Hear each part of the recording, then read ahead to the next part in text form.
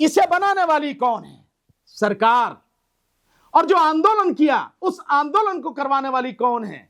सरकार, आरएसएस के इशारे पे काम कर रही है। हालांकि हम तो बहुत पहले से जानते हैं इस बात को कि इससे जातिवाद बढ़ेगा। अरे जातिवाद ऑलरेडी है इस देश में। जातिवाद नीचे चपरासी ले गए, सुप्रीम कोर्ट के चीफ जस्टिस तक के दिमाग में जातिवाद घुसा हुआ है। इस देश के संविधान को, भारत के संविधान को खत्म करने के लिए एसआईआर की जा रही है। उस एसआईआर पर सुप्रीम कोर्ट ने कोई फैसला अभी तक नहीं लिया। 27% की जगह 4.1% ही है। 80% सीटें उनकी खाली पड़ी हैं। चाहे सवर्ण समाज के लोग हों और चाहे सुप्रीम कोर्ट, सब कुछ आरएसएस के हाथ का खिलौना है। और सब कुछ जो असली मुद्दे हैं, एसआईआर का मुद्दा जिससे करोड़ों वोट काटी जा रहे हैं, उससे हटाने के लिए, वोट चोरी से हटाने के लिए, उसके लिए नए नए मुद्दे उठाए जा रहे हैं और देश की असली समस्याओं से ध्यान हटाया जा रहा। नमो बुद्धाय, जय भीम, जोहार, आदाब, सत श्री अकाल, नमस्कार। आज की इस प्रेस वार्ता में आए हुए मेरे सभी सोशल मीडिया के पत्रकार साथियों, आप सबका बहुत बहुत अभिनंदन, आपका आभार कि आप हमारे बुलाए हुए पर यहाँ आए।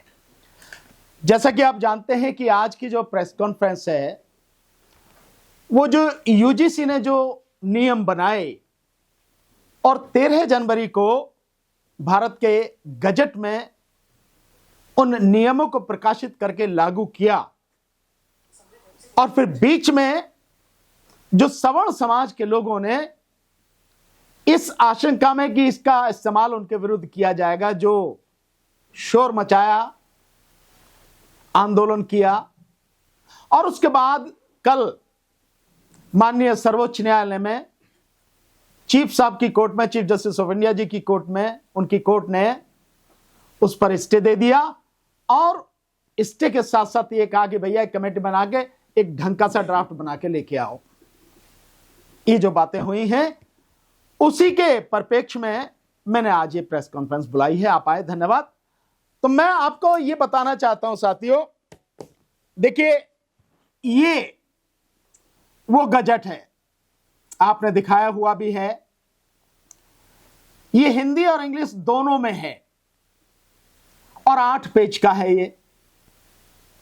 इसको जब मैंने पूरी तरह से पढ़ा और समझा तो मैंने ये पाया कि इस गजट में छापे गए यूजीसी के जो नियम हैं, जिनको कहा गया है कि विश्वविद्यालय अनुदान आयोग उच्च शिक्षा संस्थानों में समता के संवर्धन हेतु विनियमन 2026, इसमें ऐसा कुछ भी नहीं है जिसे सवर्ण समाज के विरुद्ध कहा जाए या माना जाए। एक अक्षर भी इस पूरे नियमों में, इस गजट में एक अक्षर भी सवर्ण समाज के विरुद्ध नहीं है। पर सवर्ण समाज का कहना है कि इसका इस्तेमाल उनके विरुद्ध किया जा सकता है, संभावना है। जबकि हकीकत यह है कि अभी तक उनके विरुद्ध कोई किसी चीज का इस्तेमाल करना तो बहुत दूर की बात है, सब कुछ उनके हक में ही किया गया है। पर फिर भी इसको लेकर हल्ला मचाया गया और हल्ला मचाने का परिणाम सामने आया। सुप्रीम कोर्ट में पिटीशन फाइल हुई, कल सुप्रीम कोर्ट से स्टे हो गया। आखिर इसमें है क्या?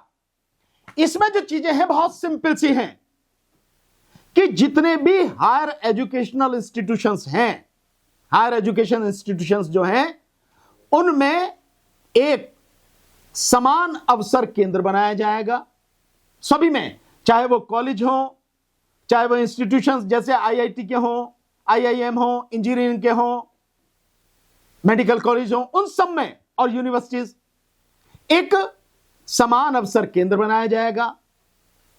उस इंस्टीट्यूशन का जो मुखिया होगा वो उसका हेड होगा, और फिर उसी के अंदर एक समता समिति बनाई जाएगी। उस इक्विटी कमेटी अंग्रेजी में जिसे बोलें, समता समिति बनाई जाएगी। और फिर समता समिति के साथ ही समता समिति में 10 सदस्य होंगे। कौन कौन 10 सदस्य होंगे? जो वो हायर एजुकेशन इंस्टीट्यूशन है, चाहे स्कूल, चाहे कॉलेज, चाहे इंस्टीट्यूशन और चाहे यूनिवर्सिटी, उसका जो हेड होगा उसका पदेन अध्यक्ष होगा। उसके अलावा 3 उसमें प्रोफेसर्स होंगे। उसके अलावा एक वहां का जो कर्मचारी हो, वो चपरासी से लेके एडमिनिस्ट्रेटिव ऑफिसर तक, उनमें से कोई भी एक व्यक्ति उसका मेंबर होगा। तो 5 हो गए। उसके बाद में 2 होंगे स्टूडेंट्स, 2 होंगे उसमें जो सिविल सोसाइटी के लोग हैं, और एक उनमें होगा जो समान अवसर केंद्र है। उस समान अवसर केंद्र का जो समन्वयक है, कोऑर्डिनेटर जिसको बोल रहे हैं, समन्वयक। वो समन्वयक कौन है? जिस भी इंस्टीट्यूशन में होगा उसका जो परमानेंट प्रोफेसर हैं या जो सीनियर प्रोफेसर हैं वो समन्वयक होंगे। वो उसके पदेन सदस्य सचिव होंगे। ये 10 लोग हैं। इसमें सिर्फ इतनी सी बात की गई है कि इनमें से SC, ST, OBC और फिजिकली हैंडीकैप और साथ में इकोनॉमिकली जो बैकवर्ड क्लास है, EWS, उनका प्रतिनिधित्व होगा। यानी आप मान लीजिए कि एक एक व्यक्ति इनका हो गया तो 5 तो ये हो गए। इसमें किसी भी एक का कहां, इसमें जो है बहुमत है। अब रहे बाकी 5, तो इंस्टीट्यूशन उनके जो हेड है, तो भाई 99% इंस्टीट्यूशन के हेड तो सवर्णी समाज के लोग हैं। इसके बाद चाहे वो कॉलेज हो, चाहे IIT हो, IIM हो या यूनिवर्सिटीज हो, यूनिवर्सिटीज के सारे VC जो है, वाइस चांसलर, वही हेड होगा। तो वाइस चांसलर तो सारे के सारे RSS के आदमी हैं। तो कौन है वो लोग? और जो प्रोफेसर बनाए जाएंगे 3, वो कौन है? और जो कर्मचारी जो नौकरी कर रहा है उस इंस्टीट्यूशन में कर्मचारी, उसकी हिम्मत है कि जो हेड के खिलाफ चला जाएगा। यानी 5 लोग बड़े आराम से निश्चित रूप से उसमें सवर्ण समाज के होंगे ही। और बाकी जो लोग होंगे वो 2 जो स्थायी सदस्य हैं स्टूडेंट वाले, उनका तो कोई बहुत ज्यादा महत्व नहीं है, और वो होंगे भी तो स्वाभाविक है उन्हीं के सारे लोग होंगे। तो इसमें सवर्ण समाज को कहां खतरा नजर आ रहा है? अब इसके अलावा, इस समता समिति के अलावा उसमें जो बनाया जाएगा उसमें उन्होंने लिया है समता एम्बेसडर्स, और उससे पहले समता एम्बेसडर से भी पहले एक और उसमें बनाया गया है समता स्क्वाड। समता स्क्वाड यानी समता समिति में से चाहे तो वो उसमें से या जैसे भी ठीक समझिए, जितने उन्हें लगता है इंस्टीट्यूशन के लिए उतने जो है समता स्क्वाड बना देंगे। और उस इंस्टीट्यूशन के हर डिपार्टमेंट में, हर विभाग में और छात्रावास में, हर जगह समता एम्बेसडर बनाए जाएंगे। एक तरह से यूं समझ लो कि जैसे स्कूल में क्लास में मॉनिटर बना दिया, हर क्लास में मॉनिटर है भाई, ये बना दिया, ये बनाए जाएंगे। और ये जो है सब कुछ, इसके लिए वेबसाइट इस्तेमाल होगी। साथ में एक समता हेल्पलाइन बनाएगी जो 24 घंटे काम करेगी। यानी कि किसी के खिलाफ कुछ भी होता है तो आप उस हेल्पलाइन पे बताइए। कहीं भी किसी के खिलाफ होता है, वो अपना नाम गुप्त रखना चाहे तो वो भी रख सकता है। और जैसे ही शिकायत आएगी, उस शिकायत पर जो समता समिति है 24 घंटे के अंदर उस समता समिति को उस पर मीटिंग बुलानी पड़ेगी, और 15 वर्किंग डे जो कार्य दिवस है 15, उनमें अपनी रिपोर्ट उसे देनी पड़ेगी, तैयार करके वो रिपोर्ट देंगे। उस रिपोर्ट की कॉपी जो पीड़ित व्यक्ति है उसको भी भेजी जाएगी, और उस रिपोर्ट की copy head of the institution जो है उसको दी जाएगी। और उसके बाद अगर पीड़ित व्यक्ति यह समझता है कि भाई इसमें जो है मैं जो मेरे खिलाफ जाती हुई है, कहीं उस तरह से मुझे वो बात इसमें कही नहीं गई है, तो इसके लिए अपील कर सकता है। 30 दिन का उसका अपील का टाइम है, अपील कर सकता है। अपील कहां करेगा? वो अपील करेगा लोकपाल के पास। लोकपाल कौन है? लोकपाल का इंतजाम भी इसी में किया हुआ है कि भाई किसे आप लोकपाल कौन? वो लोकपाल वो नहीं जिसके लिए अन्ना हजारे ने जो ढोल पीटा था, शोर मचाया था, वो वाला लोकपाल नहीं। लोकपाल यह है कि विश्वविद्यालय अनुदान आयोग छात्रों की शिकायतों का निवारण विनियमन 2023 में जैसे जैसे समय पर संशोधित हुआ, उसमें जो लोकपाल वो बनाएंगे उस लोकपाल के पास जाएगी और 30 दिनों में उसे अपनी अपील का निपटान करना पड़ेगा। अब अगर ये आरोप सही पाए जाते हैं तो दंड मिलेगा। दंड किसको मिलेगा? दंड मिलेगा उस इंस्टीट्यूशन को, उस इंस्टीट्यूशन के हेड को भी नहीं मिलेगा, उस इंस्टीट्यूशन को मिलेगा। क्या दंड मिलेगा? यूजीसी की योजनाओं में भाग लेने से वंचित कर दिया जाएगा उस इंस्टीट्यूशन को, उस कॉलेज को, उस महाविद्यालय को, उस यूनिवर्सिटी को। उसमें जो उपाधि और डिग्री का जो कार्यक्रम चल रहा है उससे उसे जो हटा दिया जाएगा, वो नहीं चला सकेगा, वंचित कर दिया जाएगा। नंबर 3, मुक्त एवं दूरस्थ शिक्षा ओडीएल और ऑनलाइन माध्यम से कार्यक्रम संचालित करने से वंचित कर दिया जाएगा, मना कर दिया जाएगा, आप नहीं कर सकते भैया आप ये दूरस्थ शिक्षा जो है। यूजीसी अधिनियम 1956 की धारा 2(च) और 12(b) के तहत रखी गई उच्च शिक्षा संस्थानों की सूची से उसे हटा दिया जाएगा। जो लिस्ट होती है कि भी देश में इतने जो है हायर एजुकेशन इंस्टीट्यूशन है, वो जो लिस्ट है यूजीसी के नियम के अनुसार, अधिनियम के अनुसार, उसे हटा दिया जाएगा। ठीक सर, इनमें से कोई एक या इनमें से एक से ज्यादा उसको जो है ये जो दंडित है वो किया जाएगा इन कार्रवाइयों से। अब मेरा कहना यह है भाई, इसमें कहीं भी एक अक्षर भी सवर्ण समाज के विरुद्ध नहीं है, बावजूद उसके उन्होंने हल्ला मचाया। भेदभाव क्या है, भेदभाव किस स्तर पर है, वो इसी से पढ़ के मैं आपको सुना देता हूं, आपकी समझ में आ जाएगा। भेदभाव है धर्म, नस्ल, जाति, लिंग, जन्मस्थान या दिव्यांगता के आधार पर विशेष रूप से अनुसूचित जाति एवं अनुसूचित जनजाति, सामाजिक एवं शैक्षणिक रूप से पिछड़े वर्गों, आर्थिक रूप से कमजोर वर्गों, दिव्यांगजनों तथा इनमें से किसी के भी सदस्यों के विरुद्ध भेदभाव का उन्मूलन करना और उच्च शिक्षा संस्थानों में हितधारकों के मध्य पूर्ण समता और समावेशन का संवर्धन करना। हितधारक क्या है? हितधारक है 4। नंबर 1 स्टूडेंट यानी छात्र छात्राएं, इनके हित हैं किसी भी एजुकेशन इंस्टीट्यूट से जुड़े हुए। कौन चाहिए? पहले तो पढ़ने वाले चाहिए, फिर पढ़ाने वाले चाहिए। नंबर 2 शिक्षक, जिन्हें संकाय सदस्य बोला जा रहा है इस नियम के माध्यम से, वो हो गए दूसरे। और तीसरे हो गए कर्मचारी, चपरासी से लेकर एडमिनिस्ट्रेटिव ऑफिसर तक। और चौथा हो गया उस इंस्टीट्यूशन का प्रमुख। इनमें से कोई अगर करता है तो ये कार्रवाई की जाएंगे। अब एक बात इसमें आप देखिए, इसमें यह नहीं कहा गया कि अगर कोई भी कर्मचारी, कोई भी स्टूडेंट, कोई भी प्रोफेसर या हेड ऑफ द इंस्टीट्यूशन भी अगर करता है तो आपने इंस्टीट्यूशन को तो कर दिया कि उसके खिलाफ यह कार्रवाई होगी। उस व्यक्ति के खिलाफ क्या कार्रवाई है? कोई कार्रवाई नहीं है इस नियम में उसके खिलाफ। यानी अगर कोई एक छात्र किसी छात्र के साथ में बदतमीजी करता तो उसकी जिम्मेदारी इंस्टीट्यूशन की तो है, इंस्टीट्यूशन को तो पनिशमेंट मिल जाएगा, उसको क्या मिलेगा? ऐसा कोई प्रावधान नहीं है। कोई प्रोफेसर ऐसा करता है, जबकि लगातार प्रोफेसर ऐसा करते हैं, उनको क्या होगा? उनको कोई दंडित नहीं है इसमें। अगर हेड ऑफ द इंस्टीट्यूशन यानी प्रिंसिपल करे, वाइस चांसलर करे, रजिस्ट्रार करे, उनको क्या होगा? उनके लिए कोई प्रावधान नहीं है, किसी भी दंड का कोई प्रावधान नहीं है। यह है इसकी स्थिति। लेकिन बावजूद उसके ये सब कुछ किया गया। और इस कैसे किया गया? इसे बनाने वाली कौन है? सरकार। और जो आंदोलन किया उस आंदोलन को करवाने वाली कौन है? सरकार, आरएसएस। और सुप्रीम कोर्ट से जो स्टे मिला है, वो स्टे भी कैसे मिला है? मैंने सुना निशिकांत दुबे यूं कह रहा था कि भाई जैसा हमने चाहा वैसे ही हो गया। सही है ये बात? मतलब निशिकांत दुबे ये कह रहे हैं कि भैया जैसा हम चाहते थे सुप्रीम कोर्ट से वैसे आदेश हो गया। तो ये बात ये भी सिद्ध करती है कि सुप्रीम कोर्ट भी भैया उनके इशारे पे काम कर रही है। हालांकि हम तो बहुत पहले से जानते हैं इस बात को। सब कुछ वेल स्क्रिप्ट है। ये पूरा ड्रामा बहुत तरीके से लिखा गया है।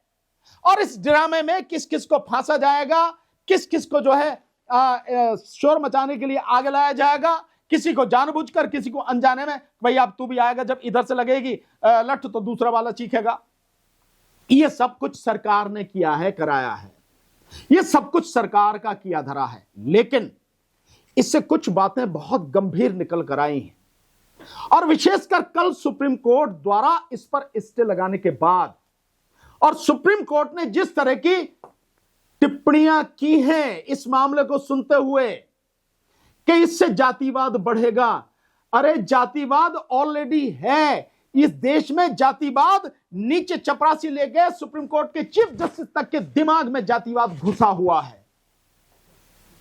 कोई अधिकारी हो, कोई कर्मचारी हो, कोई मंत्री, प्राइम मिनिस्टर, राष्ट्रपति, उपराष्ट्रपति, जजेस, हाईकोर्ट, सुप्रीम कोर्ट के जज, सबके दिमाग में जातिवाद है। अगर ध्यान नहीं हो तो पीछे जाओ। हाईकोर्ट के एक जज ने कहा था कि ब्राह्मणों को आगे आगे जो अपनी श्रेष्ठता सिद्ध करनी चाहिए, आगे आना चाहिए। इस तरह की कमेंट किए गए हैं, ऐसे ऐसे कमेंट किए गए हैं। तो जातिवाद दिमाग में घुसा हुआ है और उसी जातिवादी मानसिकता की वजह से यह फैसला आया है सुप्रीम कोर्ट का कि स्टे कर दिया। एसआईआर चल रही है जो इस देश में आज की तारीख में सबसे बड़ा मुद्दा है, जो इस देश के संविधान को खत्म करने के लिए एसआईआर की जा रही है। मैं फिर कहता हूं, इस देश के संविधान को, भारत के संविधान को खत्म करने के लिए एसआईआर की जा रही है। उस एसआईआर पर सुप्रीम कोर्ट ने कोई फैसला अभी तक नहीं लिया। डेट पर डेट देते चले गए। इतने सीनियर वरिष्ठ लोगों ने पिटीशन डाला, इतने सीनियर लोगों ने आर्गुमेंट किया, कोई इस पर फैसला नहीं है। बिहार के चुनाव हो गए, पूरे देश में अब एसआईआर शुरू हो गई। 10 राज्यों में, 9 राज्यों और 3 केंद्र शासित प्रदेशों में एसआईआर हो रही है। उत्तर प्रदेश में 2,89,00,000 वोटें काट दी गई। पूरे देश में 6.5 करोड़ वोटें काट दी गई और आधे से ज्यादा देश अभी बाकी है। तो यानी तकरीबन 15 से 20 करोड़ वोटें काटी जाएंगी। सुप्रीम कोर्ट इस पे कुछ नहीं कह रहा। तमिलनाडु ने भी पिटीशन डाल दी, पश्चिम बंगाल से भी पिटीशन डल गई। एसआईआर पर कुछ नहीं करा, जिससे संविधान खत्म होना है, जिससे संविधान खत्म किया जाएगा, जिसके माध्यम से। लेकिन इस पे तुरंत, इस पे ये जो नियम बनाए हैं यूजीसी के, इन नियमों से जिन्हें पता नहीं देश अभी खत्म हो जाएगा, इसलिए सुप्रीम कोर्ट ने रोक लगाई। रोको भैया, नहीं तो सब खत्म हो जाएगा। बड़ी फुर्ती करी। तो क्या है ये? यही दिखाता है कि कितना जातिवादी मानसिकता इस देश में काम कर रही है, जजेस के दिमाग में भी। यह है इसका मतलब, ये जो स्टे किया गया है। और दूसरा, इससे एक बात सिद्ध हो जाती है कि जिस सवर्ण समाज के खिलाफ इसमें एक अक्षर भी नहीं है, केवल कल्पना के आधार पर जितना बड़ा यह सब कुछ खड़ा किया गया वितंडा, उस सवर्ण समाज ने यह सिद्ध कर दिया कि जब एससी को, एसटी को, ओबीसी को, महिलाओं को, विकलांगों को और अपने ही समाज के जो वीकर सेक्शन के लोग हैं उनको अधिकार देने की बात आएगी या उनके हक में कोई भी बात आएगी, तो ये सवर्ण समाज के लोग किसी हालत में उसको देने नहीं देंगे। और सवर्ण समाज समझते हो किसको बोलते हैं? सवर्ण समाज में है ब्राह्मण, क्षत्रिय या राजपूत और वैश्य यानी बनिए, और कास्ट भी इसी में आ जा रहे हैं। ये है सवर्ण समाज के लोग, ये विरोध कर रहे हैं। जबकि इस देश में मैक्सिमम चीजें, 90% से ज्यादा चीजें इन्हीं के हाथ में हैं। देश की अदालतें, सुप्रीम कोर्ट, हाई कोर्ट में इन्हीं के जज बैठे हैं। मैक्सिमम जो डिस्ट्रिक्ट कोर्ट है उसमें इनके जज बैठे हैं, 75% से ज्यादा है। जो आईएएस ऑफिसर नीतियां बनाते हैं, उन आईएएस ऑफिसरों में 97% से ज्यादा इन्हीं के अधिकारी बैठे हैं। यह उस समाज की स्थिति है। और तो और जो एजुकेशन इंस्टीट्यूशन में ये सारी चीजें कर रहे हैं, ये आंकड़ा बिल्कुल लेटेस्ट आंकड़ा है। कह रहे हैं इस आंकड़े के अनुसार जो सेंट्रल गवर्नमेंट की यूनिवर्सिटी, सेंट्रल यूनिवर्सिटीज हैं, जैसे दिल्ली यूनिवर्सिटी है, तो जितनी भी सेंट्रल गवर्नमेंट की यूनिवर्सिटीज हैं उनमें शेड्यूल कास्ट की 64% सीटें खाली पड़ी हैं। 64%। शेड्यूल ट्राइब्स की 83% सीटें खाली पड़ी हैं। ओबीसी की 80% सीटें खाली पड़ी हैं। क्यों पड़ी हैं खाली? अगर ये जातीय मानसिकता नहीं है, ये भेदभाव नहीं है, ये अन्याय नहीं है, तो क्यों नहीं भरी जा रही? मोदी तो अपने आप को ओबीसी का वो कहता है मुखिया कि मैं तो ओबीसी का हूं।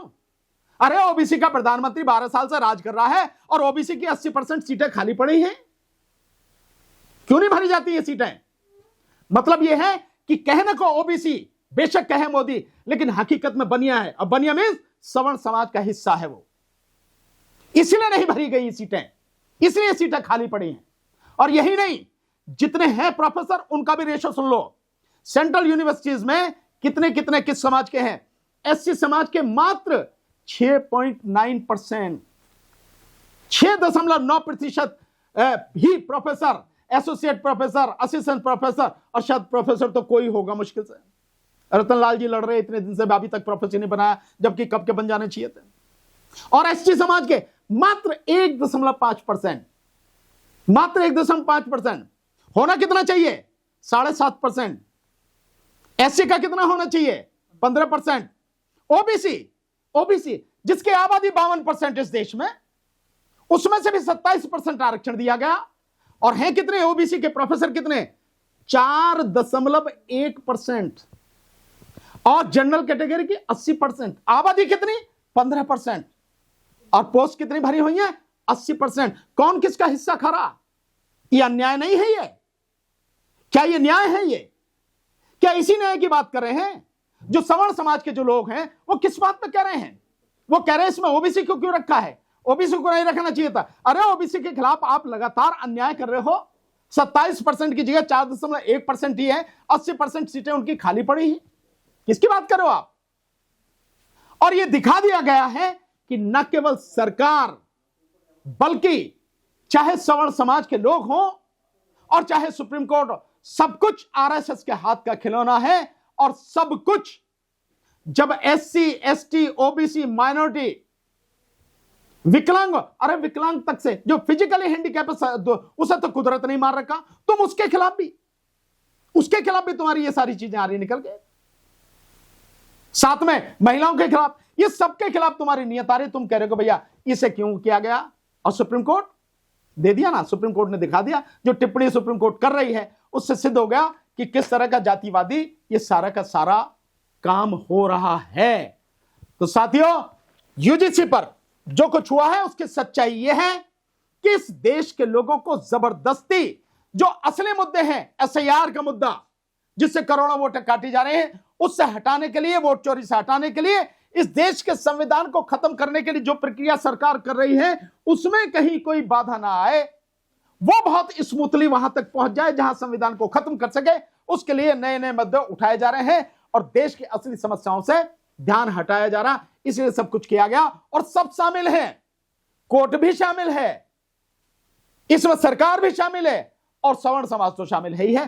पर सवर्ण समाज में भी वो लोग शामिल हैं जो सवर्ण समाज में मनुवादी मानसिकता के लोग हैं। सवर्ण समाज में भी कई लोग बहुत अच्छे हैं। आप देखो कमेंट किस किस तरह की जो चीजें आ रही हैं, कितने अच्छी तरह से वो सारी चीजों को बता रहे हैं। ऐसे भी लोग हैं। लेकिन जो मनुवादी मानसिकता के लोग हैं, मनुस्मृति से जो लोग प्रेरित लोग हैं, उनकी तरफ से ये सारी की सारी चीजें आ रही हैं। मैं आखिर में सिर्फ एक बात कहना चाहूंगा, उस समाज से जो विशेषकर एससी, एसटी, ओबीसी और माइनॉरिटी, ये जो सब समाज है जिनके विषय में ये नियम बनाने की बात कही गई है, उन्हें इस जो सुप्रीम कोर्ट से स्टे हुआ है इसके विषय में कोई प्रतिक्रिया देने की, प्रतिक्रिया मतलब ये मैं जो बोल रहा हूं इस तरह से जरूर बोलें, उसकी आलोचना प्रत्यालोचना जरूर करें सबूतों के साथ में, लेकिन उसके लिए सड़क पर आकर समय खराब करने की जरूरत नहीं है। सरकार यही चाहती है कि जो असली मुद्दे हैं उनसे आपका ध्यान हटे और आप बेकार की चीजों में अपनी शक्ति, अपना पैसा, अपना समय बर्बाद करते रहो। कोई नेता अगर यह कहता है कि हम अगर ये वापस लिए गए नियम तो इसके खिलाफ आंदोलन करेंगे, तो मैं यही कहूंगा कि उस नेता को कुछ भी पता नहीं है, या वो नेता इस सरकार के हाथ की कठपुतली बनकर इस समाज को गुमराह कर रहा है। मैं यही कहूंगा, इसको समझने की जरूरत है। हमें कोई प्रतिक्रिया करने की जरूरत नहीं है। जरूरत है इस देश से इस सरकार को उखाड़ के फेंकने की।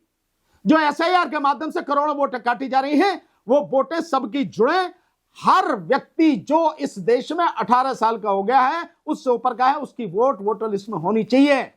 इस इलेक्शन कमीशन के खिलाफ जबरदस्त जन आंदोलन की जरूरत है। एसआईआर के विरुद्ध जन आंदोलन की जरूरत है। हमारा फोकस उस पर होना चाहिए और किसी पर नहीं होना चाहिए। नहीं तो हमारा समय, हमारा पैसा बर्बाद होगा और ये संविधान को खत्म करने के लिए आगे बढ़ जाएंगे। और एक दिन संविधान खत्म कर देंगे तो ये जो नियम है इनकी तो छोड़ ही दो, ये तो खत्म ही हो गया। अब कोर्ट ने कर दिए बर्बाद, बेकार कर दिए सुप्रीम कोर्ट ने। इसके अलावा भी कुछ भी है वो भी तुमसे छिन जाएगा, ये मेरा कहना है। अब मीडिया के साथियों से जो आपके सवाल हो पूछना चाहें पूछें।